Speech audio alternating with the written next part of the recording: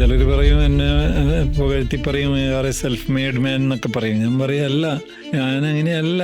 ഒത്തിരി പേര് എനിക്ക് വേണ്ടി വർക്ക് ചെയ്തിട്ടാണ് ഞാനിവിടം വരെ എത്തിയത്. എൻ്റെ മുന്നിൽ നിൽക്കുന്ന കാരണം കൊണ്ട് നിങ്ങൾ എന്നെ അറിയണമെന്ന് മാത്രം. ഇതിൻ്റെ പുറകിൽ ഒത്തിരി പേരുടെ പ്രയത്നമുണ്ട്. അപ്പോൾ അതിൽ ഈ ഹയറിങ് ആളുകളെ നമ്മൾ കൂടെ നിർത്തുന്ന ഒരു കാര്യം വരുമ്പോൾ ഞാനെപ്പോഴും മുൻതൂക്കം കൊടുക്കാറുള്ളത് പേഴ്സണാലിറ്റി, അയാളുടെ ക്രെഡിബിലിറ്റി, അയാളുടെ സിൻസിയറിറ്റി, അയാളുടെ കമ്മിറ്റ്മെൻറ്റ്. ചിലപ്പോൾ അയാൾ ടെക്നോളജിയിലോ അല്ലെങ്കിൽ അയാളുടെ സ്മാർട്ട്നെസ്സിലോ അയാൾ കുറച്ച് പുറകിലായിരിക്കാം. പക്ഷെ ഞാനെപ്പോഴും കൂടുതൽ മാർക്ക് ഇടുക മറ്റേതിനാണ്. എന്താ പറയുക, യൂണിവേഴ്സിറ്റി മാർക്ക് കണ്ടിട്ട് ഞാൻ ഒരാളെ വിലയിരുത്താറില്ല.